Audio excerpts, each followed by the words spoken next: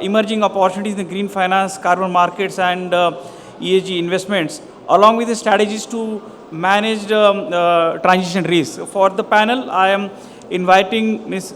Maria Debra, founder and a CEO, Earth05. All right, thank you, everyone. And good afternoon and welcome to the Net Zero Fireside Chat. I'm Maria, to give you a bit of overview, I'm Maria Daria, founder of Earth05.org and Octonest.ai.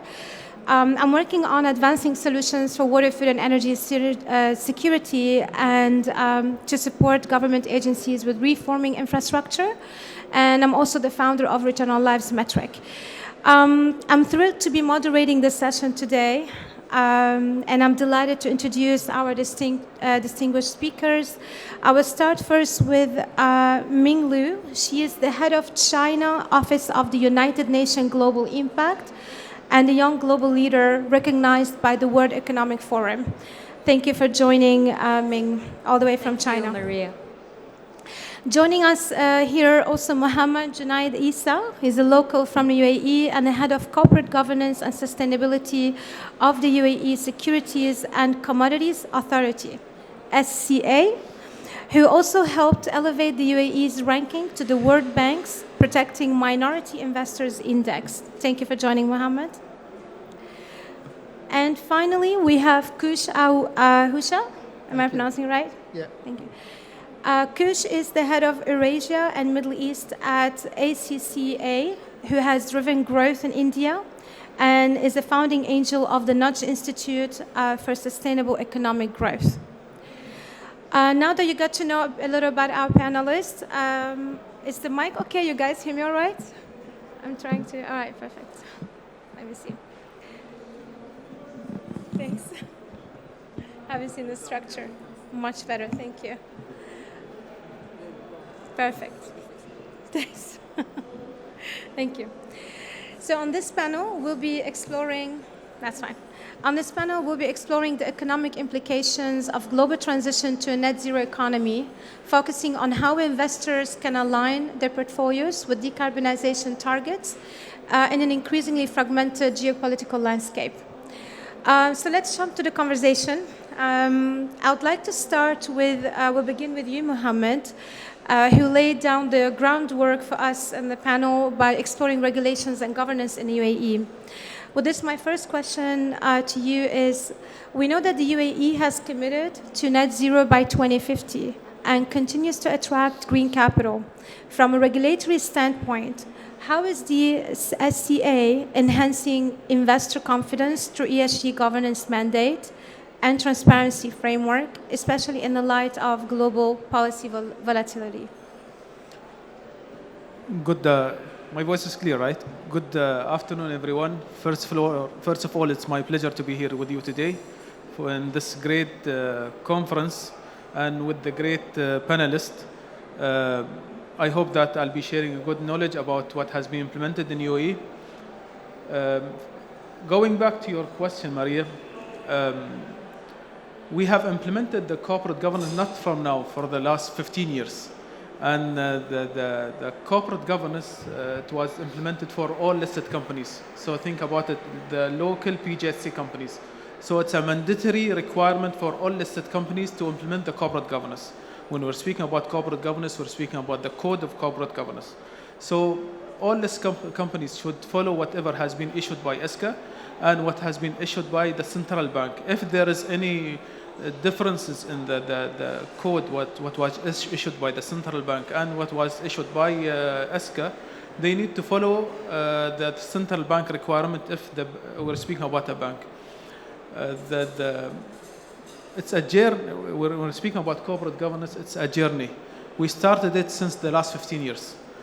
We started since 2007, then 2009 as a mandatory requirement. We have, first of all, educated the listed companies on how to implement. Later on, we have requested from them a documentation to prove how did they implement it. And on a yearly basis, all listed companies, they're required to disclose something called the corporate governance report, which is a mandatory requirement for every listed companies to disclose.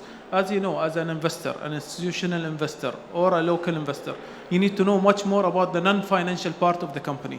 So the financial part is covered through the financial statements. The non-financial part, it's covered through the corporate governance report. So all information such as the board of directors names, the meetings, the auditor, how many years is the auditor within the listed companies, and even the ESG implementation. It has been introduced, everything through the corporate governance report. And we have introduced, since the last 5 years, we have introduced the integrated report, which covers also the financials and the corporate governance report and the sustainability report. Currently, as per the financial statements, as per the financial market, they requested all listed companies to disclose whatever is they requested them to implement the GRI, which is the Global Reporting Initiative. And we're looking also into other ways of implementation, but at the end, we know we should, let's say, keep everything clear for the investor how to implement. So the listed companies currently, they have everything disclosed through the financial market, through the page of the company, through the financial market. So they can go ahead and understand what has been implemented in a correct way through the financial market website. Thank you, Mohammed. Moving to more practical implication on emerging trends for Asia Pacific, would like to ask you, Meng, how are Asia Pacific economies and private sector actors stepping up to global climate stewards and post-Paris alignment? Thank you, Maria. And ladies and gentlemen, good afternoon. Probably to respond to Maria's very important question, I want to quickly ask around the audience, do you know which are the two sectors that emit most of greenhouse gas emissions? Can you take a guess? That's a good question. Good question, Meng. Agriculture? Construction? The answer is, I think they all belongs to the broader concept of infrastructure, right?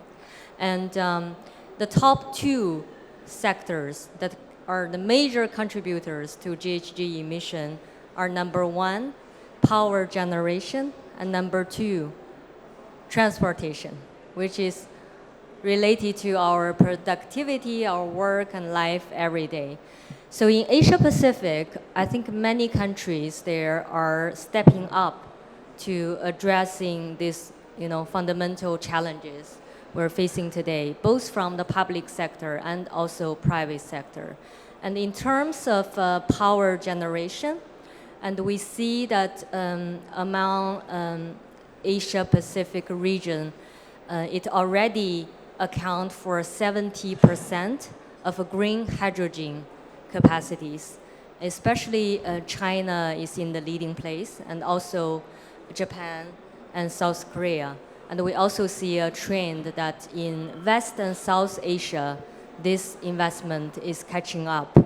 And in terms of, we said like number one is power, and number two is transportation. And I'm sure, and actually as I walk around the exhibition hall, you must see the beautiful electric vehicle, right? So for EV industry, especially the core component, battery, and development of EV battery technology and its evolvement really paved a strong foundation for this sector to transform from traditionally combustion engine powered vehicles into transport electrification. We also not only see it in cars, but also in vessels and shipping industry that taking place. And also China has been very advanced on that. And we also see that in Southeast Asia, like Indonesia, and many parts of the world, this market and investment has been catching up. I think what excites me is that interestingly, there are some leading players in this sector are already looking into the lifelong cycle of sustainability of EV and the EV battery. And some leading companies from China already claimed by the year 2030, by technological advancement and the recycling of critical minerals contained in these EV batteries, we don't need to open new mines. So I think, really technological innovation are driving sectorial, advancement and really pave a strong way for us to a greener transformation. Thank you. Thank you, Meng. This is really insightful. And moving on to the best practice with Kush. With ACCA deep involvement in shaping responsible finance and global accounting standards, how is the organization supporting professional institutions in the Middle East to integrate the ESG decarbonization metrics in their financial strategies? Thank you, Maria. Am I audible? It's a great question, and I think that one of the ways that ACC can make a difference. We can't hear you well. If you can get closer to the mic. Is this better? All right. See, the Association of Chartered Certified Accountants, not only are we committed to meeting with ESG reporting and ESG ourselves, we are also the enablers for the talent of tomorrow to be able to meet these goals, understand the targets, be able to report on them, and thereby being able to contribute not just to the economy, but to each and every corporate, to the public sector and to the private sector.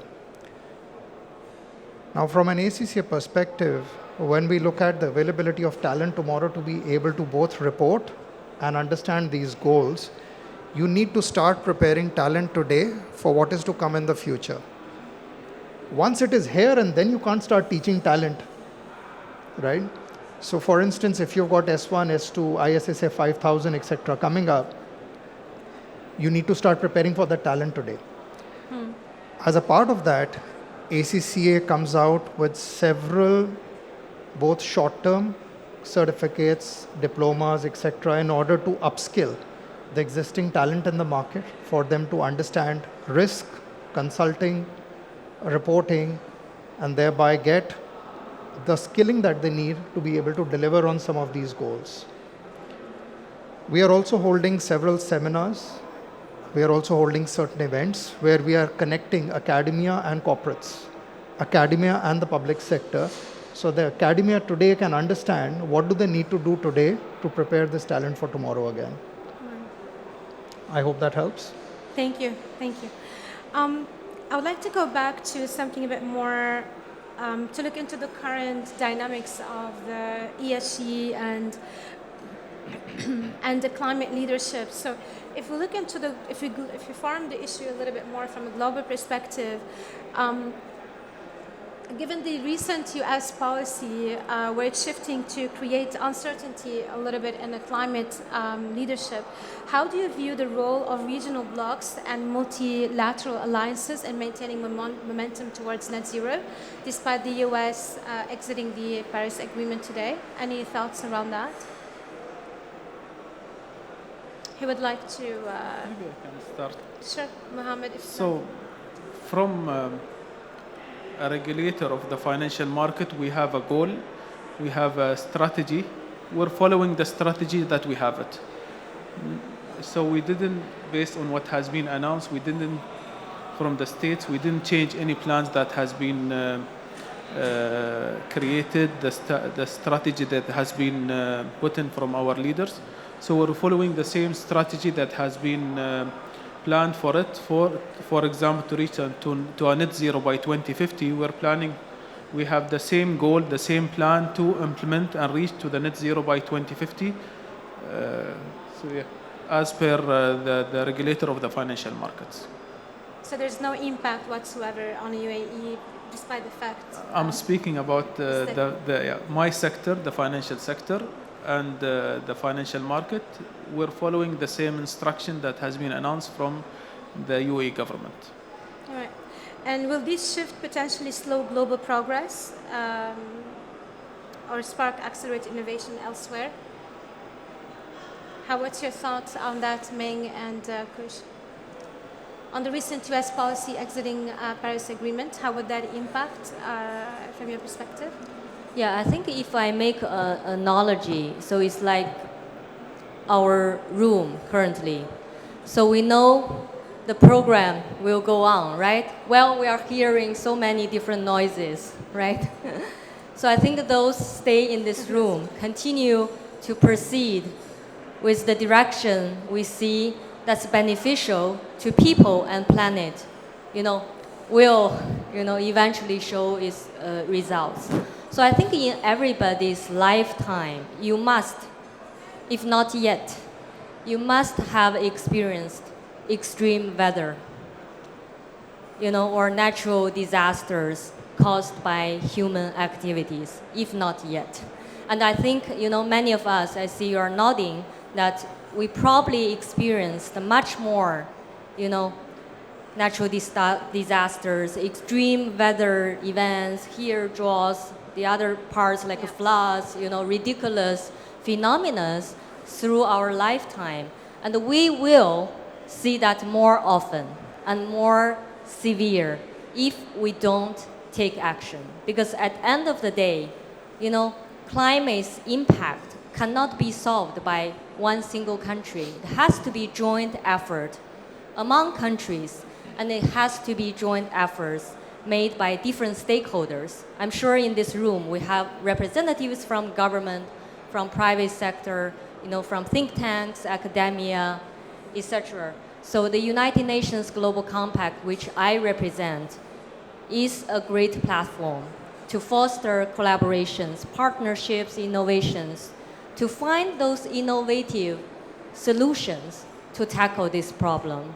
And around the world, we actually have trained over 25,000 companies from 180 countries on how to set science-based target, to meet with the 1 degree temperature increase to meet a Paris Agreement. And we warmly welcome, every, especially business sector representative here, to participate in the UN Global Compact, take action towards the same direction we all see are good for the generations to come. Thank you, Meng. And from your perspective, Coach? So, Maria, since Meng, what you mentioned, maybe I'll just share a small story. Is that in 2006, I was in the city of Mumbai when it got flooded. We stayed behind the entire night under a desk in our office, and the next day morning, I walked 18 kilometers through this much water. Wow. To get back home just to find that whether my family is safe or not. These are personal journeys, and I think the path to sustainability, at ACCA, one of the things that we say is that you have to have your own strategy. Your strategy can't be shaped by seeing what your competitors are doing or what other people are doing. This is a journey. Sustainability is a journey. Some people will hop on, some people will hop off, but you need to continue if you need to believe in it. I think the way that we're making an impact at ACCA, we've got 250,000 members, 500,000 students across the globe. And if we are able to instill this sense in all of them through our qualification, through our courses, that sustainability is something key, then I think we're doing our job. Amazing. Thank you. And to wrap up, I know we have room for one more quick question. On that note, let's step into the future, fast forward 2030. I'm not going to go 2050 yet, so let's just the short-term achievable one. How would you envision the new engine of global decarbonization and the investment framework moving forward? Maybe if from what we can see, the progress is going well. For example, if I'm speaking about UAE government, we're introducing the carbon trading platforms. Since the Ministry of Climate Change and Environment, they'll be the registrar of the carbon credits, will be introducing the platforms. So we have a plan to create a better environment, a better place for all of us as humans. And we're trying to reach to the targets that has been put in from our government, from the international let's say, involvement from the UAE to the initiatives. So we're on the right track by the effort of everyone. It's not about only UAE, it's about the effort of the international institutions, it's about the government, it's about the NGOs. So if everyone is working together to reach the target, we can reach it in a proper way, and we can reach it with a great implementation and successful story. Thank you. Meng? May I ask, is this the last question? That's the last. Oh, Yes, okay. apparently we're running out of time. Okay, so I want to first really also, I want to compliment, if this is the last question, the UAE's government's efforts, because in my previous private conversation with Mohammed, he shared with us that in UAE, the authority he's working for, and actually he's leading a major efforts to mandate all the public listed companies in this market must have at least one woman sitting in the board. And I think, and I noticed that like similar best practice from like Hong Kong Stock Exchange and other major economies. And I do believe those type of efforts and advancement of SDG 5, women empowerment, will actually help tackle our climate, crisis, and also, to transform our world to be more stable and a peaceful place. Because unfortunately, we're living in a time that with regional conflict, which also, basically put our efforts to decarbonize, in vain. Because one conflict, one war, how much emissions, even that's less important than the lives of human beings, right? So I think I really want to take this opportunity to compliment UAE government. I think that's why this country is booming. And I also believe the power of values and innovation and education. Because I think apparently what is happening today has proved that this generation of people, we failed on many important aspects of global sustainable development. We are very far away from 2030 agenda, even though we are already in the midpoint. So I do believe that we must build a shared value system which is rooted in UN conventions and rooted in the UN Charter that can really help us to answer important questions. For example, when you are advancing technology, what's the purpose behind? One business are trying to make profit, what's that for? Well, you are making yourself much richer, but what's your contribution to others and this planet? And we must also make the right investment into the next generation, because we need a new generation of responsible leaders that cares about other people, cares about the health not only of their selves, but also the health of a planet. So I do think a good combination of universal values, of the right ability to innovate, and also education. I think that will give great competitiveness of any country and any organization. By the way, I just accidentally find the innovation everybody here experienced in this conference. So look at me here. For your badge, you can actually take it. I attend so many international conferences, but most of them, this one is only used once. But here, I'm so happy to find, I think it's very environmental friendly, and you can use it probably. Next time, probably you are lucky to draw your own badge with the same one as you use here. Thank you. Amazing, thank you. And wrapping up with you, Kush. What's your stepping into the future in 2030? So, one of the things that I can add to what Meng said Can't is hear that you well. women on the boards, so 54% of the women who are on a board, they come from a finance background. So that's a part of a study that we had done. So I think I would encourage more and more women to come into finance. The second thing, I think that when you look at investment and when you look at the future and you look at sustainability, this cannot be simply a checkbox exercise. It has to be something which is ingrained in your business model. And I think in the next 5 years, that's what we're going to see, that it's not going to be a checkbox exercises for businesses. It's going to be how businesses are going to get done. The day that that happens, it'll truly be into the fabric of how we make money. Amazing. And answer yes or no.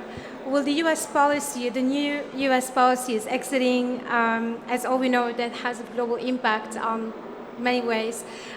Is it going to impact at all the future investments into net zero and decarbonization industry? Yes or no? Or maybe answer from your perspective? No, I don't think it's going to Chris? have an impact. No? No. Okay. Meng? To say the truth, from my position here, I can't answer this Your question. personal perspective. Or Yeah. totally fine. So, yeah. Maybe No. see if it's a personal, not as a regulator representative. I think there is a small impact, to say the truth. But at the end, if you have a goal as a government, you will be reaching the goal if you have a proper plan, if you have a proper steps, and you have a proper strategy. So if you have a proper plan, even if someone is affecting you, it won't affect whatever has been planned. I'll give you an example, even if this is a personal thing. And I have experienced whatever has happened. You remember in 2009, everyone was speaking about what's happening in the globe, and the investment has been affected and so on. But see what has been the government of UAE, what they used, what has been done, what happened in 2009 in a proper way that the investment, let's say, attract more people. And even the crisis that has been happening with with COVID-19, a lot of investment, we found that this crisis may affect the economy of UAE, but we use this one as something that will be supporting us as an investment for our government. So we're thinking about any action that's happening as an opportunity, and all of us should be thinking it as in this way. Thank you. And Meng, wrap up with you. Okay. You know, the United Nations, we have 193 member states, and we believe every country deserves to be respected, and every country should be equal. And in China, I was born in China, despite I was working for the United Nations. In China, we have a saying that don't blame others, focus on yourself. Do the right thing you believe, improve yourself, then achieve your goals while you have the ability to help others. So I think that helps answer my question. Lovely answers. Thank you so much. Thank you, everyone.